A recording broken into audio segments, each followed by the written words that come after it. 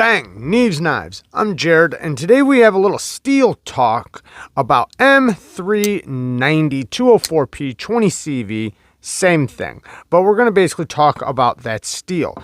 And I have two knives here, both made by the same company, React. So here we have the Chavez 229, amazing knife. It is a production knife done for Chavez. It's Chavez's design by React. Amazing action, amazing build quality, just amazing all the way around. Here we have the Liangma Field Duty. Same thing. Amazing fit and finish, amazing action. I really love this knife. I love the way it looks. I love the detent. I love everything about it. Now, they both have M390 steel on it, both made from the same company. Now, I think that this conversation is going to kind of, sum up a lot of what we talk about with M390. So I sharpened this knife, right? And the Liangma Field Duty. And I wanted to put a polished edge on it. Now, originally starting to sharpen. Okay, I've sharpened one of these before too. And the other one did amazing. Amazing. The heat treat felt good. It was fine. Now with this one, the heat treat didn't feel bad, right? It didn't feel bad, but it wasn't great. It seemed like I started getting into better steel, as I sharpened it. And it didn't seem like that, like when I was sharpening it, like the steel just wanted to remove. So like when it's going, and I was using diamond stones, I was using venev diamond stones, as it was going across the stone, it just didn't feel like it was really chiseling the steel off. It felt more like it was pushing the steel, like the steel was just being formed more than it just being removed. Now, there was a couple issues with the grind. So the grind is off from one side to the other, especially near the heel. He doesn't put a choil in. This is thick right here, as you can see. So from here on both sides, the angle was off, as you can see. It's a polished edge. I also put a little bit of a grit on it after the polish to give it a little bit more bite. And it is very, very sharp. It did take a good polished edge. And it looks great. The tip doesn't match perfectly either. That was a little off. One side is a little thinner than the other side. None of those are big issues to me. It's fine. Like, it's going to cut great. It'll still look good. That's not where I'm going with this. Where I'm going with this mostly is about the heat treatment of the steel, how it felt on the stones. When pushing it across the stone, like I said, it didn't feel like the steel was being removed how it should be. It didn't deburr bad. It wasn't bad. Like, I'm not going to say that deburring it was great, but I don't remember any real significant issues or anything. But just pushing it across the stone and how it felt, like at first I thought it felt okay. I really did. I thought it felt good the first couple swipes on the stone. But then as I kept going with it, I just noticed that it felt like, I wasn't removing the steel the way it should be. And I wound up going over it a couple times because of that, because I wasn't happy with it. I wasn't happy with the way the edge felt. I wasn't happy with the way it looked. And I wanted to give this, the customer the best quality edge I could give them. And maybe, and let me just say, it's very sharp. So the edge is incredibly sharp. It looks really good now. Everything did work out just fine. But it's just the point, right? During that process. However, when I got to the Chavez, which had a broken tip, okay? So it had a broken tip, which it's going to come back into the subject here in a second. So when I started sharpening it, I first removed the steel that I needed to remove because of the broken tip. When I hit the stone with this thing, I knew like that.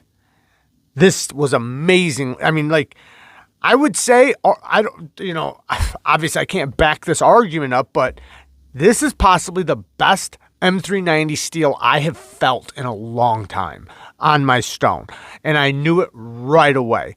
As soon I was doing this side of the edge, right here, just this part. By the time I was done sharpening this side of the edge, I already knew, and it went so quick. I sharpened this Tonto faster than I sharpened this with a low grit, because this doesn't have a mirror edge. This is like 600 grit, which very sharp, took an incredible edge. But the point is this is a Tonto. This should take longer than that, even with that being a polish, if it's sharpening up good. The steel removed so fast, so nice. Everything went so good on this. Hopefully, in a way, I would say it's sharpened up as good as like 14C28 as M390. It sharpened up that easy. Felt that good on the stone, and I could feel the steel being removed. I felt the edge getting crisp. I felt it, and it's a good feeling when you get on a stone and you know that you're not going to have to sit there, because the longer you're on the stone, the more you have for messing up your angle, fatigue from your hands, just so many things. So it's nice when you can just jump right on and everything goes, according to plan, fast. And that's the way this was. It took a very, very, very sharp 600 grit edge. The edge grind was nice and even. I removed it and then reapplied it, but my edge angle is even from both sides because the grind is nice and even. But the heat treat just felt so good. Now, same company, same steel. Why is this one different than this one? What didn't I have the same experience with this one? And remember, I'm not saying this one's bad. I'm not saying that. I'm saying this one's great. That's what I'm saying. So this can be kind of typical for M390 from production companies. It just can be.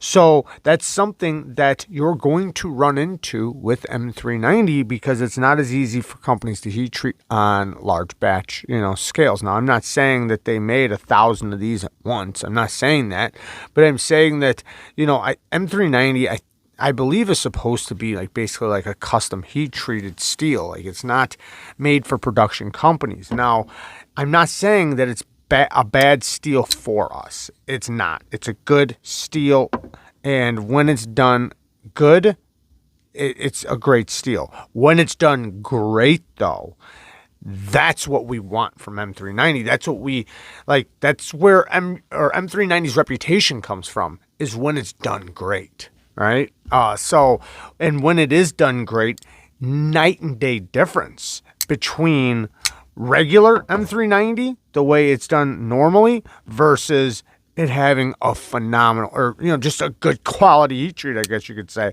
I don't know, maybe this one just got lucky out of the batches, and maybe this one was just the average out of the batch, type thing.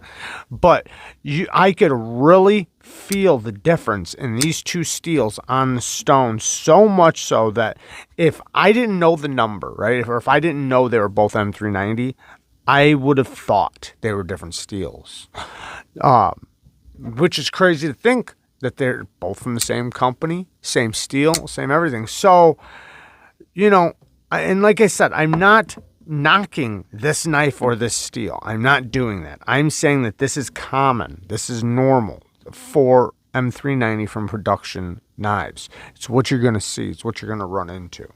Don't expect to get this every time. You can't. Even if you get this exact same knife. No, don't expect that. But when it is done right, I guess you kind of feel like you hit the lottery, right? Because you were the lucky one. But, this one, like I said, was very impressive. And that's just kind of the way M390 goes with heat treatments. And that's why a lot of steel lovers, they love M390, but just not from production knives, because you don't know what you're going to get. You don't know. And then there goes the question, right? Why are we demanding M390? Right? Why are we doing that? Why is it that we look at a knife and we say, oh man, for that much money, it should be M390? And I would love to know what you guys think about that subject. What do you guys think about that? Us demanding M390 for a certain price. So if I pull up a knife and it's $250 and it's S35VN, would you be the one that says, ah, man, you know, for that price, it should be M390? I've done that. I've definitely been the guy who does that. I don't know if it was a good, you know, a good opinion at the time. And now I'm almost wondering if we should do that, if that should be a thing. Should we actually be demanding a steel that isn't going to, it's going to have a lot more variables. There's going to be a lot more differences between each model versus, say, S35, which is usually, if they're doing it good, they're doing it good across the board. Usually, you know, but with M390, yeah, it's a superior steel if it's done right. But if you're going to get 5 out of 10 knives that are done good, and then 5 out of 10 knives that are just done okay, or, you know, the steel heat treat done just okay, should we be arguing for it? I don't know. I really don't. Because I guess then the question goes, well, is M390 okay better than S35VN? Usually it is. I think so. I think it's at least up to par with it. Now, what you're going to see, though, is it does have better corrosion resistance, but it's not as tough. Now, going back to this chip tip, right? So I think, and this is just my opinion, I don't know this, I did not test it or anything like that. If I had to guess, I would guess that the HRC on this M390 is good. At the very least, it's just a good quality heat treat, right? That would be the primary thing. But I would guess that the HRC is pretty high on it, and that's also why the tip chipped probably so easily. I don't know what he did. He could have dropped it on concrete or tile. I don't know how it got chipped, and it could have been any steel to chip, because it could have been a scenario where it didn't matter what steel it was going to chip, right? But I would guess that most likely it chipped like it did because M390 is not tough. It's not a tough steel. That's the one downfall to it, is that, yeah, you're going to get excellent edge retention, but you're not going to get toughness out of it. So taking the toughness out of it, you know, when you raise the HRC and it winds up becoming the steel that we want M390 to be from the heat, from a good quality heat treat, you are going to have to deal with the steel possibly being more brittle. I'm not saying it's too brittle. I'm not saying to not do that. I'm just saying compared to other steels, it's going to be more brittle. Me personally, depending on the knife, I don't care, because I look at the knife like this. Like, what am I using this knife for? Because if it's, you know, if I'm expecting M390, high HRC, low toughness, I'm not using it as a chisel. I'm not using it as a pry bar. I'm going to use it as a slicer so I can get the best edge retention, you know, get the best benefits out of that steel as possible. Now, but yeah, you are going to have to think about that, though. Like, what are the qualities you're looking for in your steel? Do you want it to be tough? So, you know, and in this case, like I said, I would guess that it does have a pretty or decently high HRC, and it's done very well. And, you know, in return, it is slightly more brittle, where, yeah, the tip chipped off. But like I said, you know, I don't know the scenario it happened. Maybe it was just a situation where it was going to happen no matter what. Now, this one, I would imagine, is probably a little bit softer. It's not, is, you know, and let me just say this, so it did take a good polish, a nice sticky edge, but I did remove quite a bit of steel. Maybe it was just burnt edge. That's possibly what it was. Possibly the HRC and the heat treatment on this is just fine. It's just, it had a burnt edge. That's a strong possibility, especially since from my anecdotal evidence of it feeling like it was I was getting into better steel, because that's how it felt. I felt like the steel was just getting better and better as I was sharpening, you know. It never was like a thing where it's just like, oh, I'm into good steel, right? It wasn't like that. It was more just a slow transition. And in the end, you know, it is an incredibly sharp mirror polished edge, you know, scary sharp. So that tells me it's at least, because I've felt M390 that when you get to a polish, it gets slick. And I've always equaled that to, okay, it's a soft M390. It's got to be a soft M390.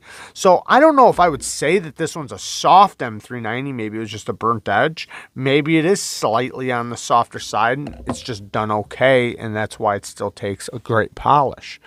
I don't know. And remember, when I'm saying a good polish, I'm not saying the mirror effect or like how it looks. Sometimes you are, though. Sometimes, because like I was saying before, the difference between making it feel like you're removing steel versus pushing steel. When you feel like you're pushing steel, that's when you're not going to get the beautiful, crisp looking V-grind, flat beveled edge, you know, when we're talking about from freehanding too, especially from freehanding. But what I'm specifically talking about, though, is the level of bite that you get from the edge after it's polished.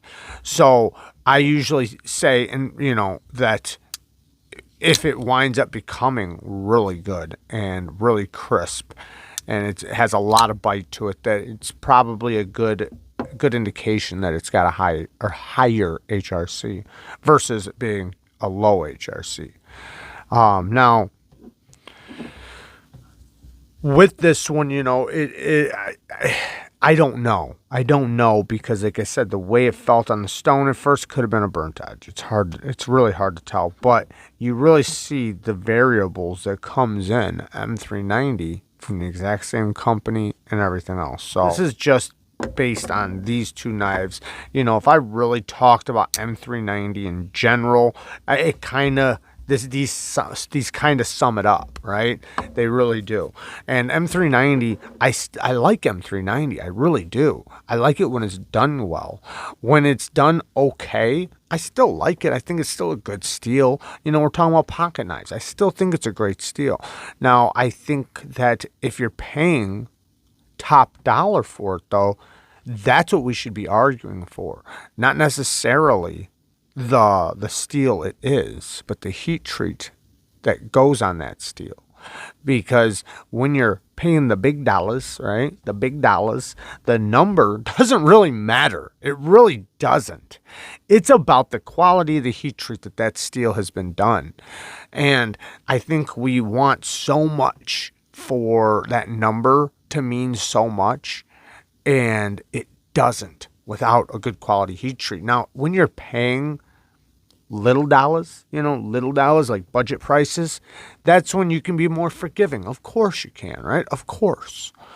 But when you're paying good money, do you want that same steel heat treat? Do you still, what I'm trying to say is, do you still want the same heat treat that you would get for the budget price?